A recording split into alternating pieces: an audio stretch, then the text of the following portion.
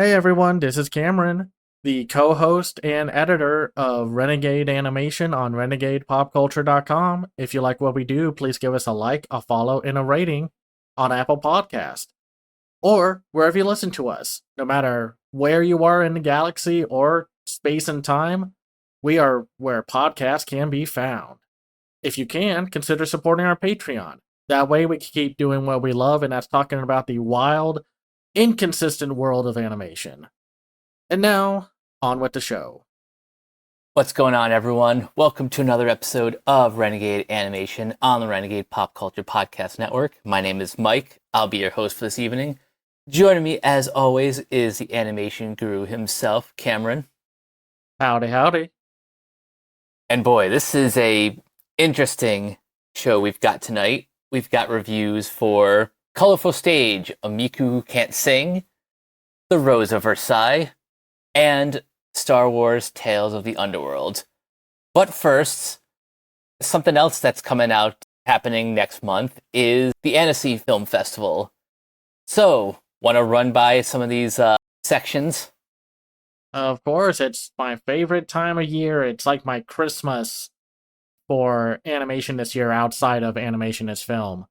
For those new to our podcast or just are not aware of the major non-live action based film festivals, Annecy is like the con or the Comic Con of animation. It is solely built around the world of animation. You will not find any live action stuff unless it just happens to be a weird animated live action hybrid thing.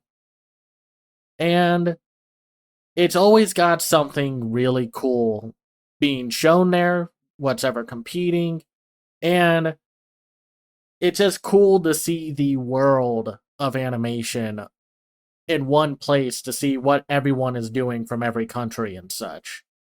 A good example of this, for those who are wanting to get more into festival stuff, since we are now seeing a lot of YouTubers and film critics starting to go to film festivals more often.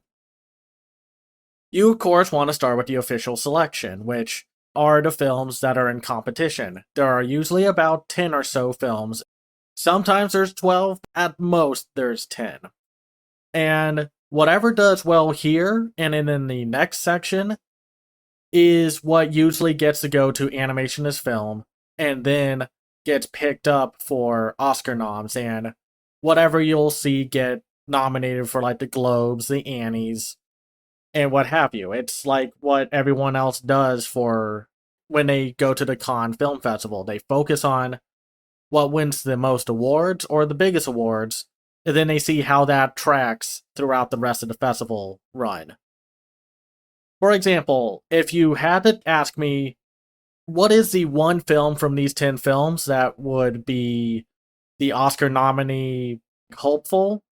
It would be A Magnificent Life, the newest film from Sylvain Chomet, who did the Oscar-nominated The Triplets of Belleville and The Illusionist from 2010.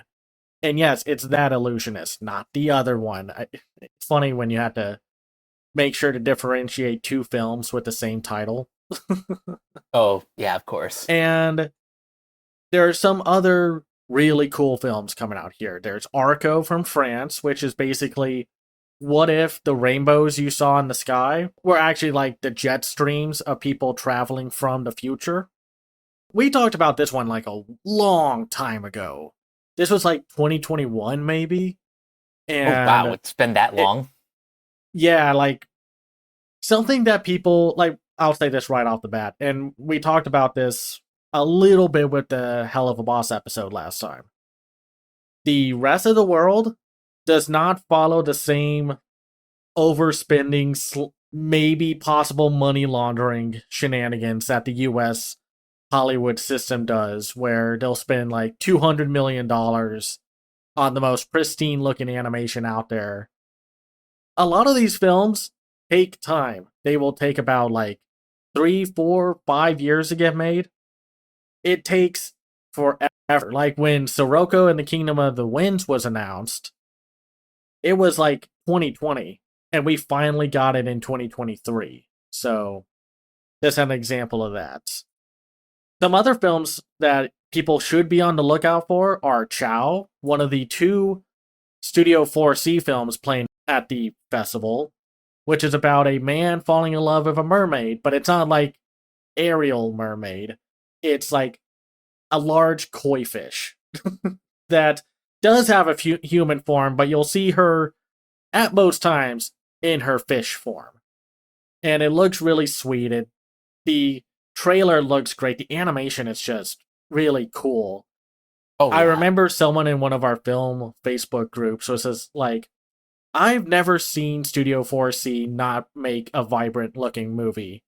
And I tell people that's the best part about it, but I also don't think they know how to. Because even their most drab looking movies tend to look way better than what like an American drab looking movie does. It's I true. mean, that's just the truth of it all. And there are some other returnee directors and creatives, like Death Does Not Exist is the new film by the guy who made Archipelago, which played a few years ago. I think 2021 or 2022. And of course, there's like Into the Mortal World from China, and we're going to have to do some kind of episode about Chinese animation because it has been going through some banger revival and resurrections throughout the like 2010 to now. And of course, when we finally can watch Neza 2 again. And then there's Little Amelie, or The Character of Rain, which is by the same studio that did Calamity and Long Way North. It's not the same director, but it looks amazing. It just, this is one of those movies when you watch a trailer, it's like, man, animation is cool. It just reminds you of that, as long as you're like because some people are very like, maybe I'm growing out of animation, and then you see something like that, and it's like, never mind. That's the reason why I enjoyed the 2 years that we got to cover Annecy virtually, because that was sort of my. I mean, I've always had a thing for animation from around the world, but that was like the first time I really got like the best taste of it. Mine was like around 2017. It was like I was really into G Kids, and then when I started really focusing on animation, I was like, what about some film festivals that are about animation? And Annecy was like the only one. Until Animation as Film in 2017 came out, I couldn't make it to that first one, but I went the next year, and it's like, it opens your world, man. That's what a lot of animation fans need to do. Though I will say, the one film I'm looking forward to the most, it's because I watch this trailer maybe once or twice every week, is The Last Blossom, because it's being made by the creators behind Odd Taxi. And, us here at Renegade Animation are huge Odd Taxi fans. So That we are. it's so cool. Now, our next category is the Contrachamp section. This is where the more indie experimental stuff plays. And it's not the most crowd pleasing or crowd attracting films, but that doesn't really matter. It's not the goal of it. It's what films are coming out that are pushing the boundaries of what these countries can do with animation. Like there's a Canada film, Endless Cookie, that is a podcasty documentary film that's all animated with these weird, quirky indie game looking visuals. And sometimes an Oscar nomination will come from here, like 2023's Robot Dreams, but it is not the end all be all. But there are some cool looking films here, like The Great History of Western Philosophy is like papercraft stop motion. Tales from the Magic Garden looks like a vibrantly cool and weird stop motion film. Memory Hotel looks really cool. Square is from South Korea. We're getting a lot of South Korean animated films. Like, we're going to get one on Netflix later this month. So be on the lookout for that one. And some films like Nimu Wen Daju from Brazil and Peru are already getting like picked up before their screenings at Con and the Annecy Festival. Nice. So maybe we'll see some things come out of here, like Jinsei, which is way more indie than what you'll see from most Japanese productions. Or like Balentes from Italy and Germany, where it just looks like cool painted look. It's like Chicken for Linda style visuals. So we'll just have to see from there what happens. Then they'll have like screening events. This is where you'll see a lot of the early previews for the more major stuff. This is where like the US will come in and be like, hey, we got a screening of Elio. And we talked about this a little bit, but Fixed got saved by Netflix. Again, Netflix is coming in, and as much as I want to criticize them for a lot of their nonsense, they are at the very least one of the few streamers who are actually interested in animation to a degree. Like maybe not as much anymore because we've seen what happens. This doesn't give them a clean slate. Oh But no. the fact that Warner Brothers and Sony were like, we can't release this, and it's like, why not? Do y'all have so little faith in adult animation doing well in theaters?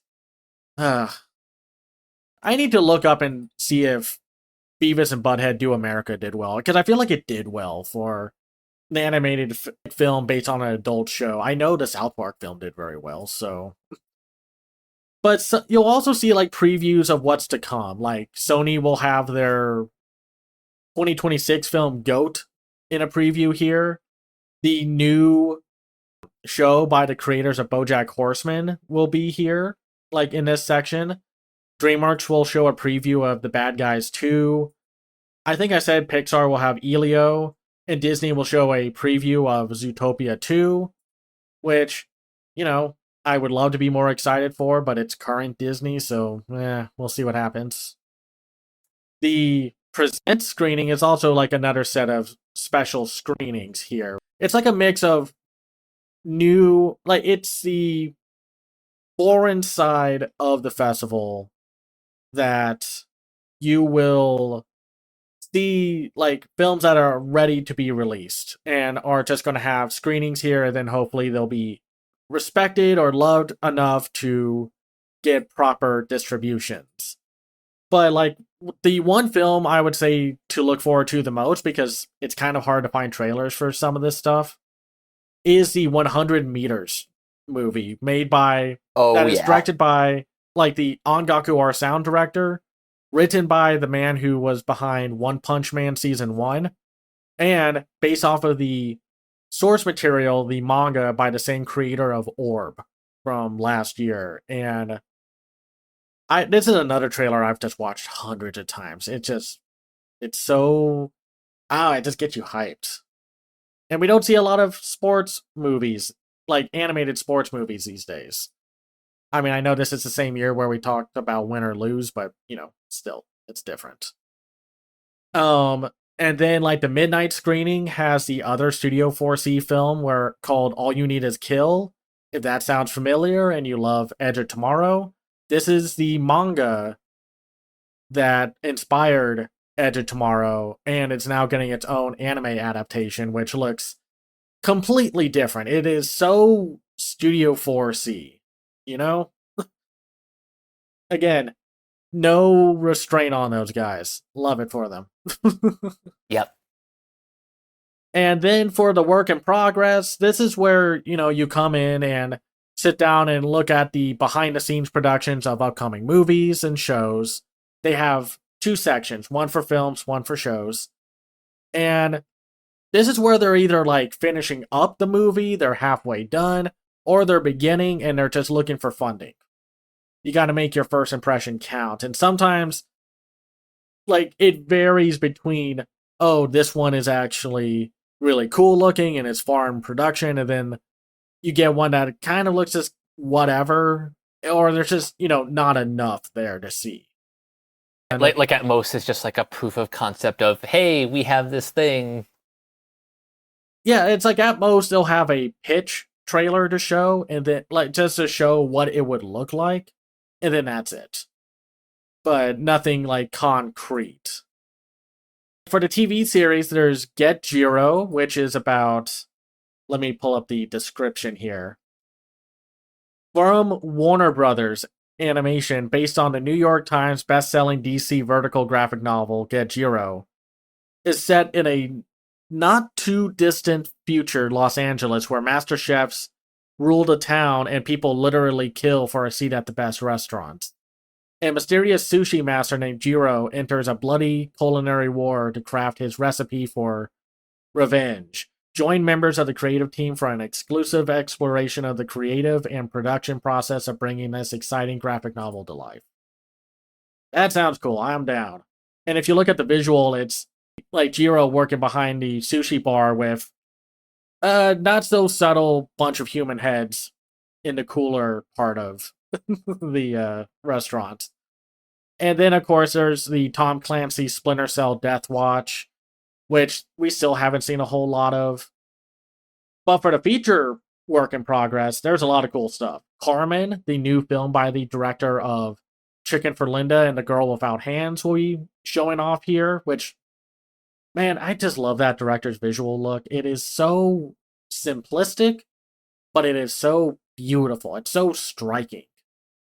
Mm-hmm. Like, just nothing else is out there quite like it. And Masaki Yuasa is going to come back just like Miyazaki. He's making a new movie with his new studio called Daisy's Life, which is based off of the source material of the same name. And then there's also like a few other cool films to look at, like Fallen, or In Waves, Lucy Lost, The Violinist, The Morning Children, Nachiko and the Girls Wearing Surubami Black, which is the new film by the guy who made In This Corner of the World, which is one of the best movies of 2017.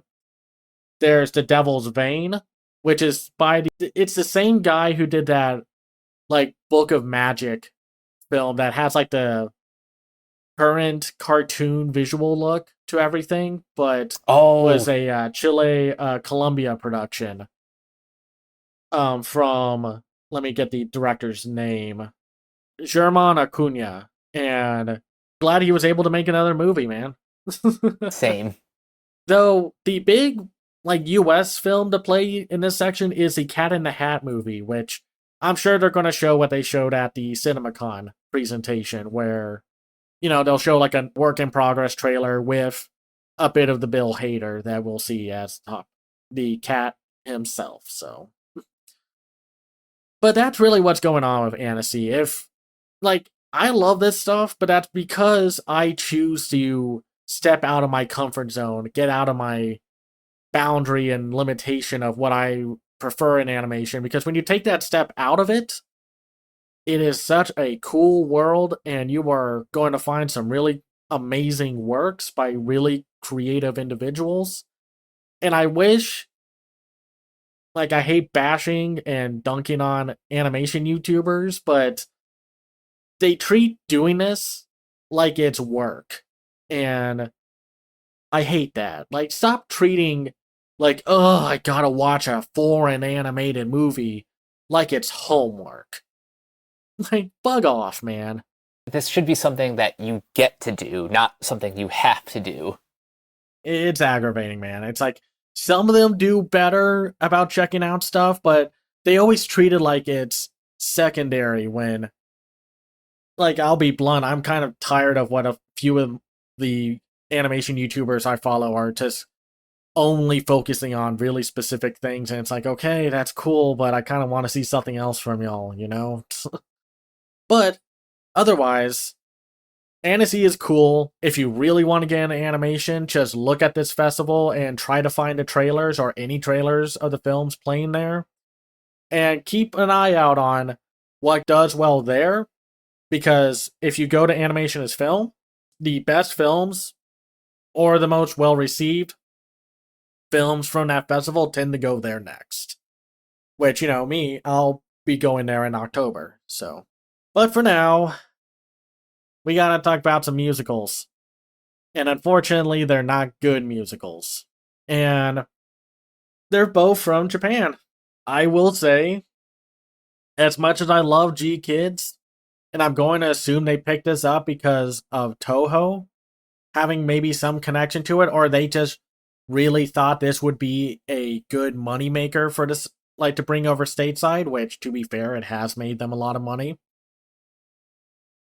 This, like not counting Earwig and the Witch, and maybe one or two other titles, I would argue this is the weakest film they've brought over. And it is possibly my least favorite animated film so far this year, barring the fact that we haven't seen Sneakers yet. I was not going to go out of my way to see that movie. I'm sorry. Yeah, me So neither. we'll check it out at a later time because we already have a lot on our plates. So here's the thing about this movie, Mike.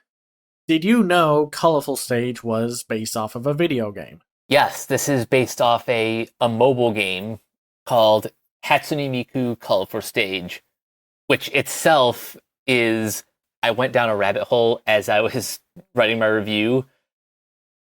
Hatsune Miku has like so many different video game spin-offs and other multimedia projects that, to be honest, there was no way this movie was going to be kind of coherent just based on the things I know about this world. The biggest problem with Hatsune Miku is the fact that it goes in thinking and assuming that you've played the game. Because, and I counted because I watched a little bit of this, my screener with a friend, and there are, at the very least, 6 different groups, bands. And so it's about a bunch, like a random group of 5 or 6 different idol groups. And they each have their own quirky little gimmick, like one's more rock and roll, one's more fantastical, one's more pop, and you get the idea. They each have their own set of Vocaloids. Now, the Vocaloids between the bands are all the same Vocaloids that are attuned or custom to their gimmick. Some of them have, like, maybe are missing one Vocaloid idol out of their group, but they each have a Hatsune Miku variation. And the big problem here is one of the characters from one of these groups spots a unknown Hatsune Miku who is crying and whining about the fact that she cannot reach people.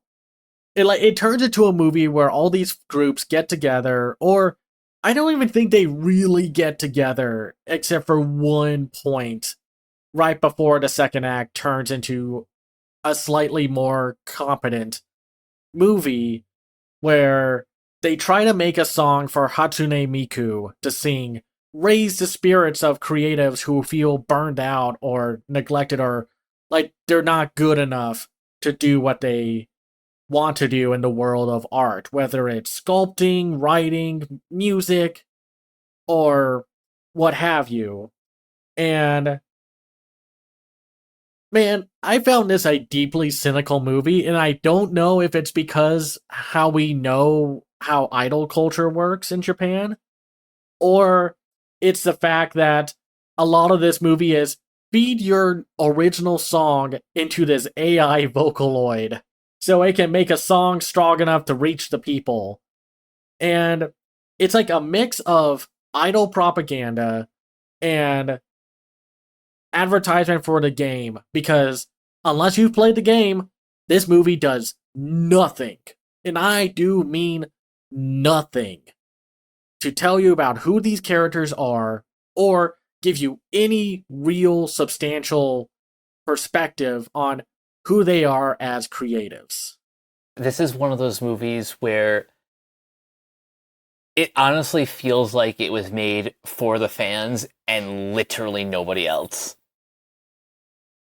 Like, I went through this movie for the first hour trying to figure out how this world works and who these characters are, trying to even remember their names. And I just remember nothing. It took me until the hour mark to pick up the fact that they all had their own variant Vocaloids. at their command, which they don't even do anything. Like, I don't think the Vocaloids, they're just there for the sake of fan service. And they don't offer anything to the plot. It's just this one Miku who does not have a Sekai, a world of her own, and nobody's paying attention to what she has to say. There's this one moment that's meant to be sad and tragic, but it comes off as more funny because of the guy with the broken arm just picks up his jacket and just tosses it over the phone where Miku is popping out of. And it's like a normal annoying occurrence instead of just like, oh no, this person is giving up on his dreams. Don't give up on your dreams. And he's just like, God damn it, man, just leave me alone. And then the second half of the movie, and this movie's like 2 hours long. And it's a concert. And to be fair, Mike, would you say this is the best part of the movie? Oh yeah, easily. The songs are solid. They're all have variety to them, even though they're all kind of the same thing of like getting through burnout and picking yourself back up again to pick up the pencil or pick up the microphone or whatever. But man, if you were going to just sell me market a CD of new songs to listen to from these idol groups, just give me the CD. Just give me the CD. That way you can actually put these quite talented artists at PA Works on something more suited to their talents. By the end of the movie, it's trying to be like this big, like, thematic journey of not giving up on your passion. But the way that the movie handles it makes it come off like, please don't give up on your passion. We need more workers who will turn into wage slaves and overwork and burn out and then toss them aside once they've given all of their talent and energy to us. Please. Which is already a thing with Japan's overworked culture and such. So, like, there's a reason why we don't cover multimedia projects like this. Unless you're playing the game, you're watching the movie or whatever, or the show, or playing the mobile game, or reading the visual novel. The show or movie in question does not care. Because it's not made for normal people like me, who don't really play mobile games, who don't really play rhythm games, doesn't even really listen to Hatsune Miku, or any kind of Vocaloid stuff. It's made for the dreaded two words, the fans. And this is why playing and catering mostly to fans can lead to short-term gain and long-term dissatisfaction, because this is supposed to get me to like play the game or buy the music. I don't want to do either. Yeah, no, same. And that sucks, man. I don't want to say, hey, I found a G Kids movie that I find utterly just not good. And that's not fun. I don't like looking for bad movies to watch. I go into every movie hoping for the best. And I was hoping that despite the fact that I never played the game, they introduce about 20 or so characters at once. It's like, okay, maybe I'll get into it, maybe I'll vibe with it, or enjoy the more thematic commentary and such. No. No. No. Even like the animation, which is done by PA Works, which they usually put out good stuff, I don't think this is their best work. It's a slightly more polished anime special visual presentation. Didn't you call this like off air or the B team at PA It's Works? like, it's not even like the B team, it's like the C team. Because even throughout the movie, I found some really janky animation stuff happening around that time. And the fact that, like, they save everything, all the money went into the concert section. This did not need to be 2 hours. They did not need to try to force a plot into this. Just make a 40-minute special with a bunch of these bands playing like their new songs, and then that's it. There's a reason why they don't really bring these over because it doesn't really matter to us. America, even though we worship pop idols and stuff, don't do it in the same way Japan does it. Like, outside of the fact that this is like Hatsune Miku, there's not a whole lot of reason to watch it. I can't recommend this movie, at least to me, because I guess unless you want to watch a musical that's not a Disney movie or a live action movie, because finding non Disney animated musicals is frankly kind of hard. I mean, I guess you could watch it when it comes out on digital, but otherwise, eh. Like we've missed the the prime time release of this anyway because, life got in the way. But otherwise, no, I don't like this movie, and I'm sorry to all the talented people who worked on it, doing their best to because film production is a miracle. But I don't recommend it. Yeah, right now this is at the bottom of my 2025 list. And I don't say that lightly. This movie just did not succeed in what it was trying to do. And if you are a fan of Hatsune Miku, more power to you. I can't join you in that. It just does not have a lot of staying power as a movie. So hopefully we'll find some other films that are maybe a little worse than this, but we'll see. I hope. Like, someone saw my letterbox and saw that my 3 bottom films were G-Kids releases.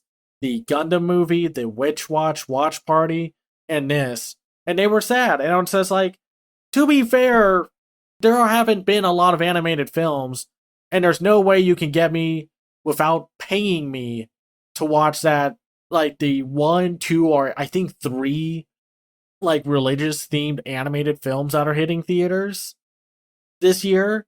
There's no way you can make me watch those. I don't care what kind of celebrities you have. You can, yes, I love like Oscar Isaac, but I'm not going to go watch a Jesus movie because he's in it. We'll just have to see what else comes out, man. Like I said, we haven't seen Sneakers. We don't know much about the Smurf movie or how good it's going to be. It's shockingly skipping any kind of aspect of Annecy, so we'll see. And yeah, so we'll just see how the rest of the year rolls out, because otherwise, the other new animated film that we're talking about right now is The Rose of Versailles, which is an adaptation of the original 40-episode anime based off of one of the most iconic old manga of all time. It's really important. It's one of those like foundational titles of anime and such. And with this new movie by Ai Yoshimura and animated by Studio Mappa, we get what is essentially a condensed version of what this movie's about. In an age of revolution, Marie Antoinette and her protector Oscar Francois de Jarget face tough choices as women growing into their distinct roles. I forgot that this was a story about Marie Antoinette, the famous queen who said, "Let them eat cake," and then met a very gruesome end. Mm-hmm. So, on top of the fact that this movie, I like this better than the Hatsune Miku movie, but I don't like it as much to put it above the Plankton movie or that Sloth animated film, because the number one sin that it does is it tries to condense the entire 40 episode story into one movie, into one 2-hour movie, and that doesn't work. Stop trying to do that, because what you get are cliff notes. Because the movie rushes through the story. And even though this film is supposed to be about Marie Antoinette, Oscar is basically the main character for 75% of the movie. Marie Antoinette is the leader for like the main character for about 25% of the movie. Because otherwise, because of her queen status, and this was probably the point, she gets put into the background while Oscar gets all of the character development. And even then, that good character development is not well executed because you don't get time to see these changes happen in real time. Because, Mike, what kind of movie is this? What did Mappa do to try to bridge the gap between all of the dramatic character development to try to portray the struggle and growth of these characters? They made it a musical. And if you're wondering, because this is a Netflix production, they dubbed every single song into English, which kudos. Not even like Crunchyroll will do this at all times. Even like I think High Dive or some distributors are just like, listen, we can just dub the movie. We'll let them sing Japanese. Like that Her Blue Sky movie was very much, they would let them talk in English, but then they would sing in Japanese. But here, every song is dubbed. And kudos to the dub and recording team for doing that.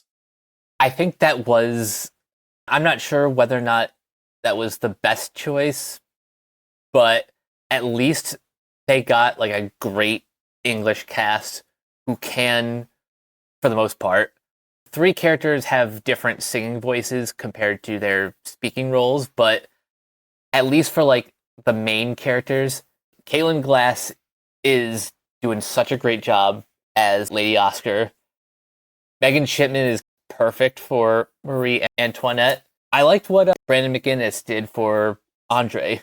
Like, it's a good cast. Ryan Colt Levy is in the movie, though he has a different actor doing his singing voice.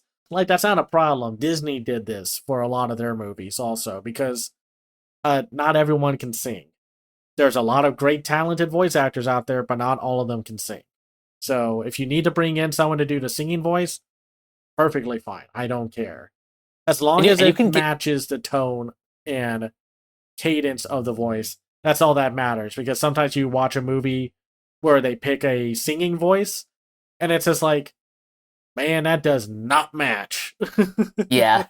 At least with animation compared to like some musicals from like the 50s, is because you're not seeing their face, you can kind of get away with switching out one voice for another. Jim Cummings did that for The Lion King and Anastasia. He stepped into the singing voice for Christopher Lloyd and Jeremy Irons. Yeah, right. No, it's funny with how The Rose of Versailles handles its music.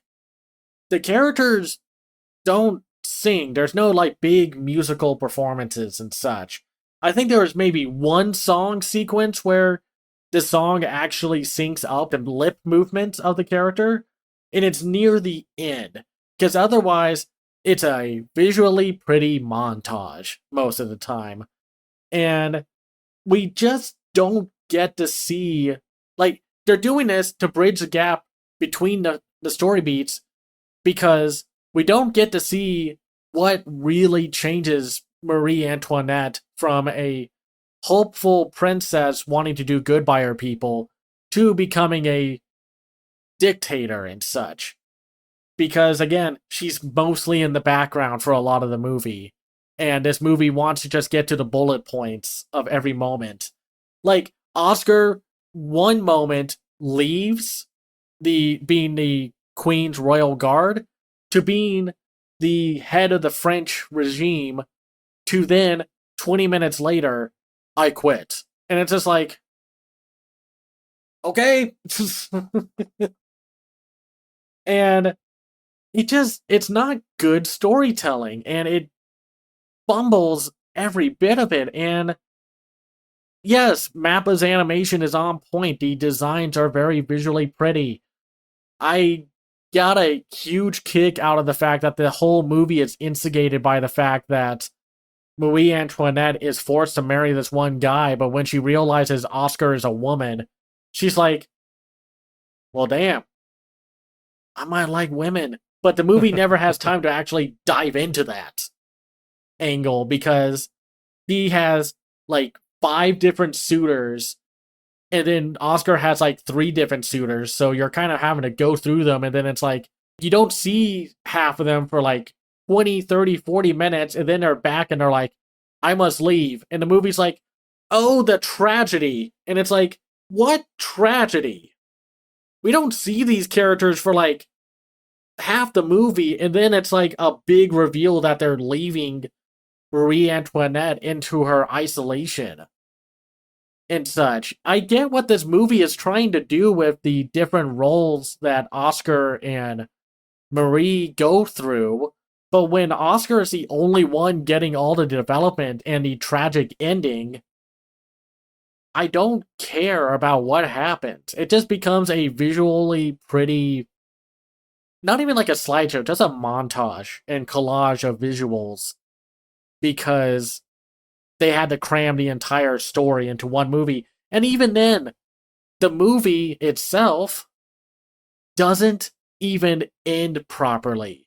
It ends on Oscar's death, the civilians raiding the castle, and Marie Antoinette's death is done off screen through credits.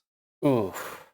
I got so mad about that because it's like, this is what people know Marie Antoinette for. What do you mean you're not going to show us this? Or have any kind of proper closing? It's like that one live action movie clip that goes around from time to time where a guy pulls out a small gun, shoots someone, and the guy explodes like he was chock full of dynamite.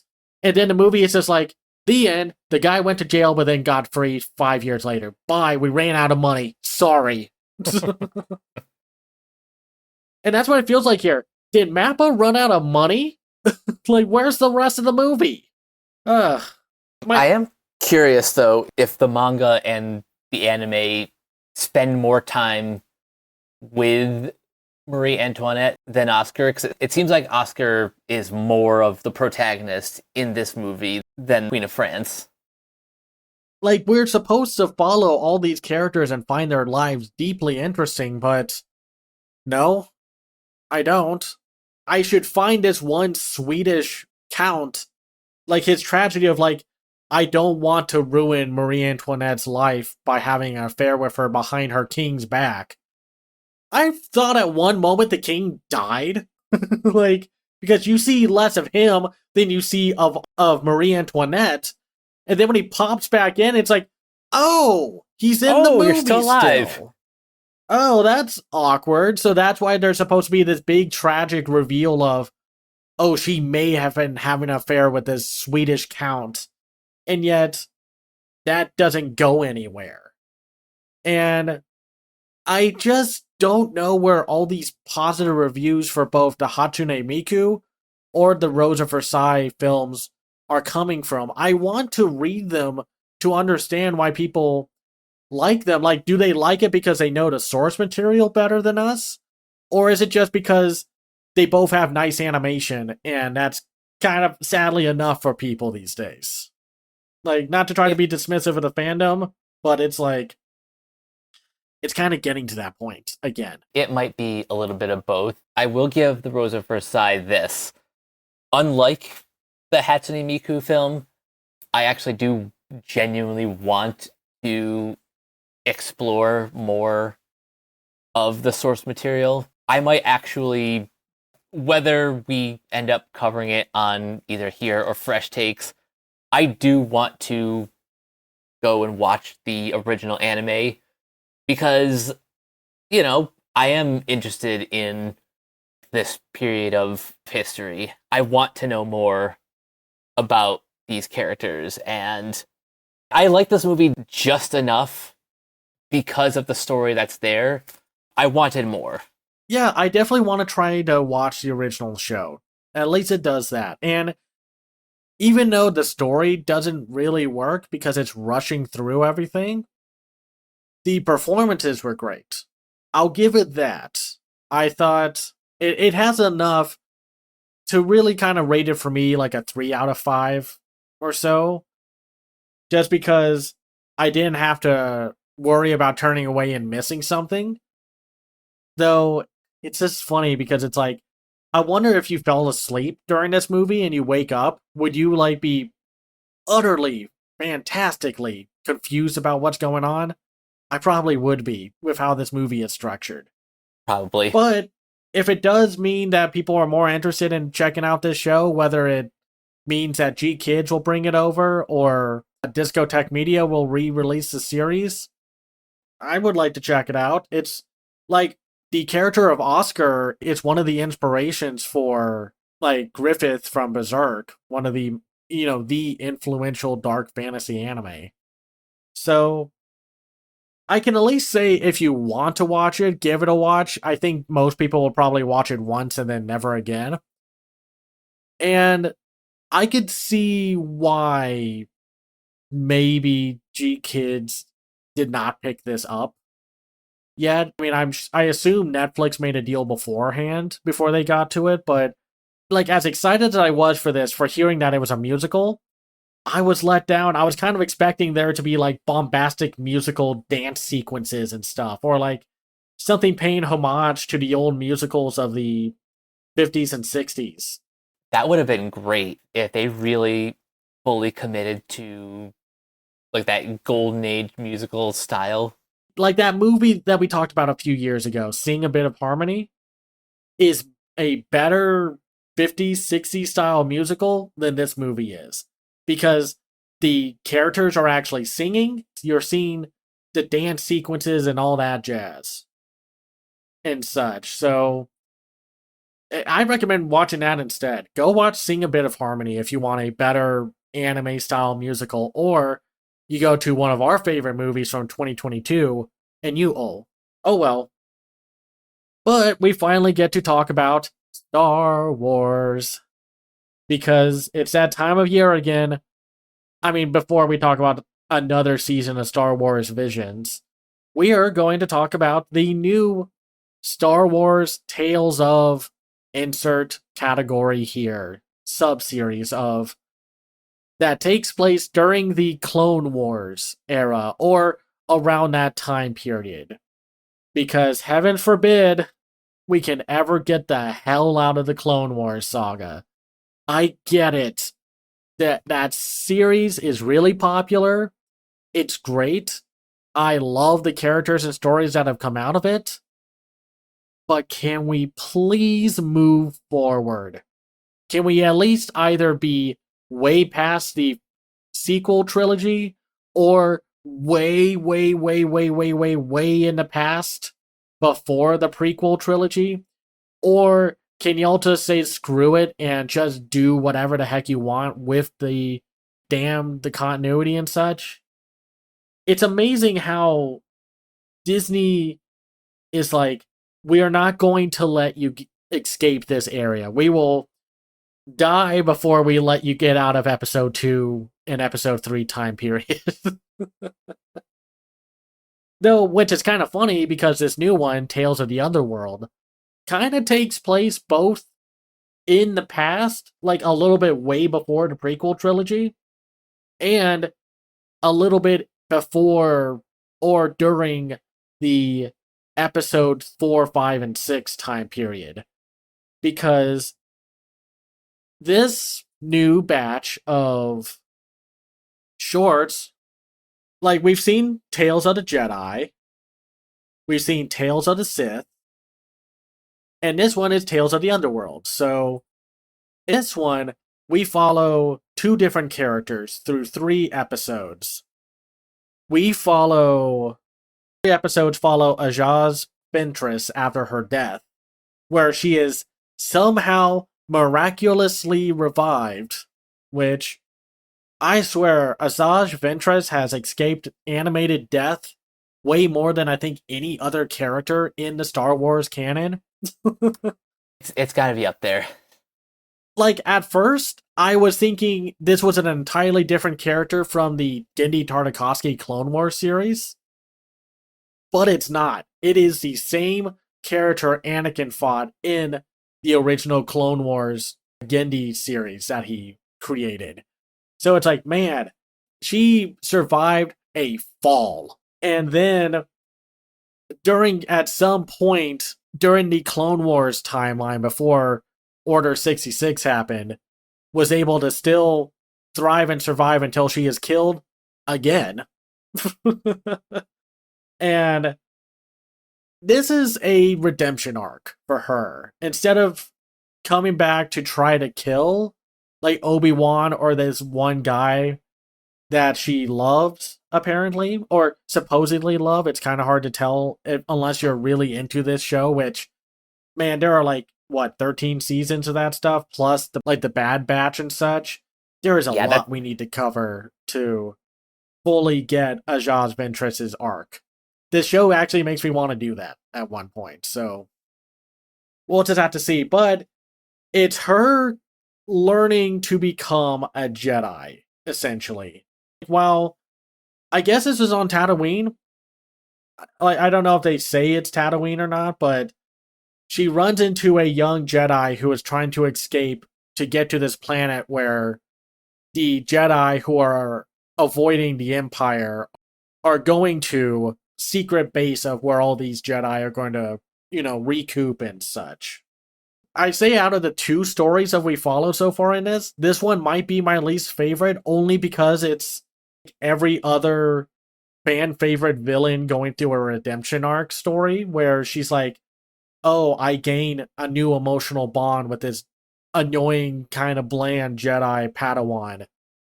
And like it's just like every other lone wolf and cub story. It's really what it is. As the other stories that we learn. Because at least with Tales of the Sith, you learn what made Count Dooku go from a Jedi to a Sith Lord and such. Here it's just every other generic redemption arc. I mean, what do you think, Mike? I liked the first 3 episodes because Asajj Ventress is such a fascinating character with like a rich backstory. But the story that's being told, it's one that we've seen like dozens, if not hundreds of times before.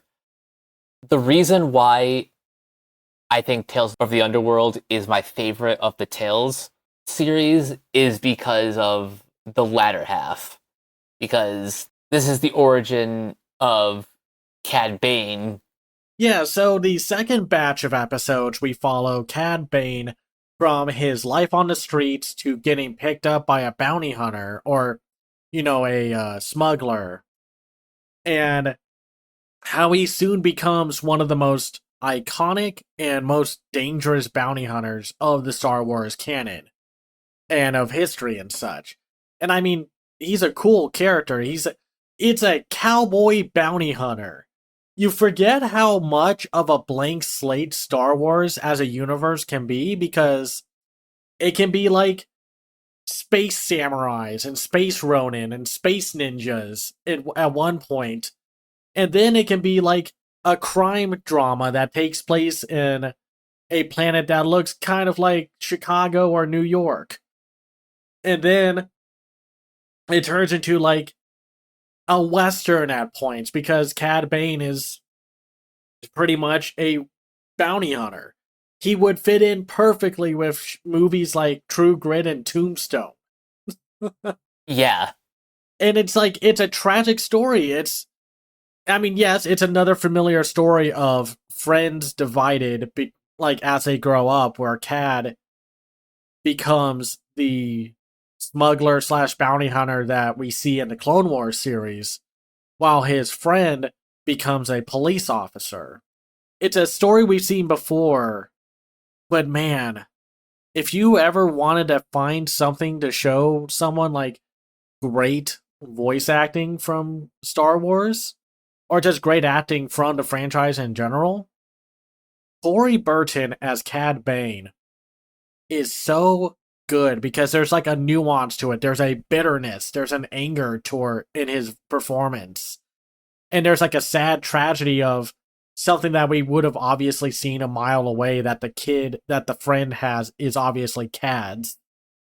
Because, blue. Yeah.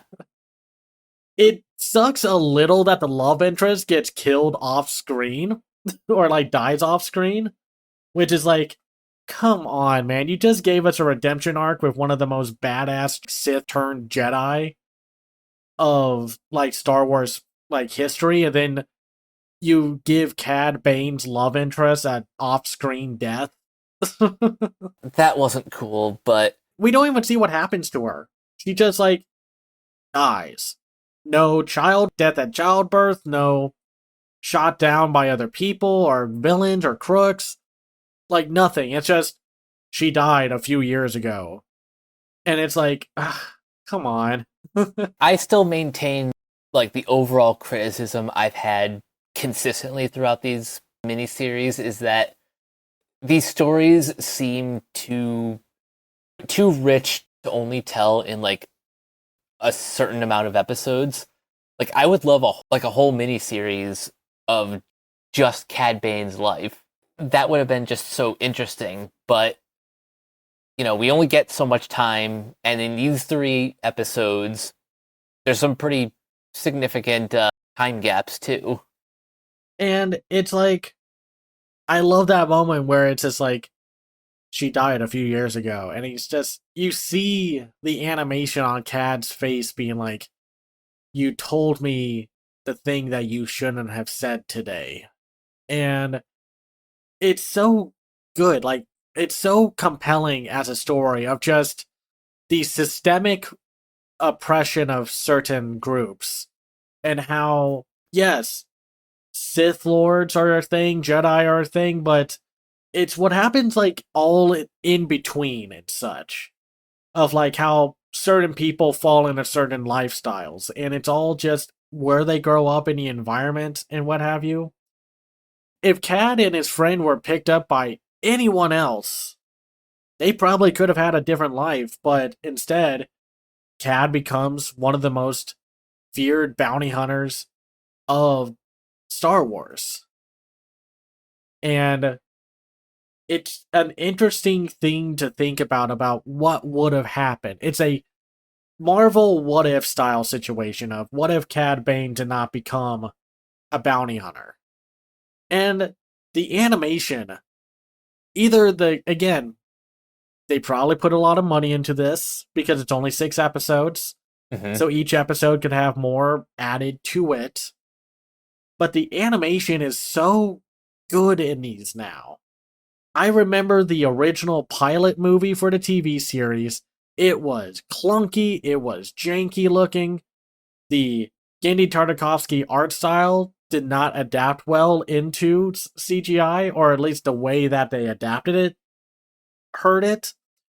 But then after a while, it's like, you know what? This looks good. And we talk about this, I think, every single time we talk about one of these Tales of series from the Star Wars canon or history and such.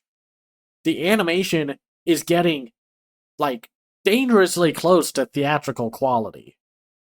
Like, I would love to see them do an animated Star Wars again. Like, don't let the pilot movie be the last time we see animated Star Wars on the big screen. If they really wanted to, they could take one of the stories that they've already done for these Tales movies, expand it to a feature film. The voices are good, like Nika Futterman is great as Asajj Ventress. Again, Corey Burton just brings down the house as Cad. It reminds me, like, alongside Andor and the Skeleton Crew, that Star Wars can be good. Like, and to be clear, while the other stuff has not hit me as positively as others, I lost interest with Star Wars. And watching Star Wars Visions and the Tales of and that one Lego movie we watched last year, it makes me like Star Wars again. And that's hard to do for me. Because if I get burned out by a franchise, I just kind of leave it. Where it's just like, okay, fine, whatever. And I guess I'm looking forward to that Ryan Gosling Star Wars movie. I hope it's good. Like, I hope these Same. are good projects. I hope Disney is staying the fuck away from them and stuff. And to let the creators actually create and what have you. So, With like the animated projects, Lucasfilm has done a good job of letting these be kind of their own thing. And that's why I'm excited as hell for Visions to come back and for like the new spin-off series, The Ninth Jedi. yeah, it's like, I think the animation side of Star Wars gets away with more.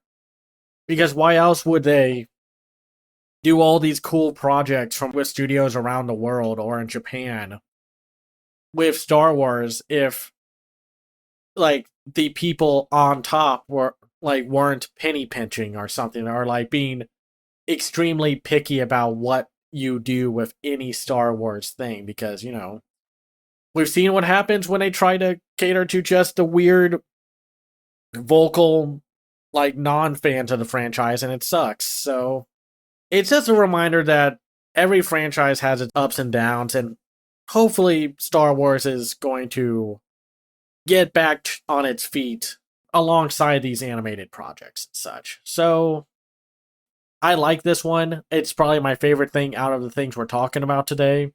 I would watch these little mini stories and such. Like, I think there's enough here to really get people back into liking Star Wars. I'm like still 75% in the Star Wars world. Like, I'm loving Andor. I still need to circle back to Skeleton Crew, but like my favorite stuff outside of Andor and The Last Jedi have been the animated stuff. Visions, we've talked about Visions a lot and will continue to do so as long as that show. Well, we're getting a new Vision season, I think, this year. October. Like, oh, that long. Huh. Was expecting it to come out like a little sooner, but take your time, animators. Exactly. I think that's really it for this episode. I wish it wasn't so negative. I don't like being a grumpy person during these episodes. But man, the Rose of Versailles and the Colorful Stage movies just brought me out something fierce. I was just like, ah. And I think it's just, I've had a stressful weekend, so watching these two movies did not help anything. And then rewatching Tales of the Underground was like, okay, things are going to be fine. I was not expecting Tales of the Underworld to be the best of the topics that we were discussing today, but this is what happens. Yeah, sometimes we just find the best thing are usually they come out of nowhere for us. So it's always good to find something where, like, it's not just the predisposed to be great stuff. Like, we know it's going to be good. I like being surprised. So, Same. I want the animation world to keep surprising me. But until next time, Cameron, where can everyone find you online? You can find me on Blue Sky at camsiview.biz. I have a website called camsiview.biz where I review and talk about animated films and shows from around the world called The Other Side of Animation. I also am a contributor to Media Magpies, your new destination for like pop culture, film, TV, games, and stuff to talk about with just a lot of cool people. And I have a Patreon at patreon.com/camsiview. That's where you can find me. And you guys can find me on various social media sites at Captain K42. You can check out my quick thoughts on letterboxd.com/CoachK42. And you can follow Renegade Pop Culture on Facebook and Blue Sky at Renegade Pop Culture. You can also find us on YouTube, on Podchaser. Consider supporting our Patreon at patreon.com/Renegade Pop Culture. Listen to all of our podcasts on Spotify, Apple Podcasts, or wherever you listen. And last but not least, everything can be found at renegadepopculture.com. You can escape, so do we. That'll do it for this episode of Renegade Animation. We will catch you guys later. Peace out.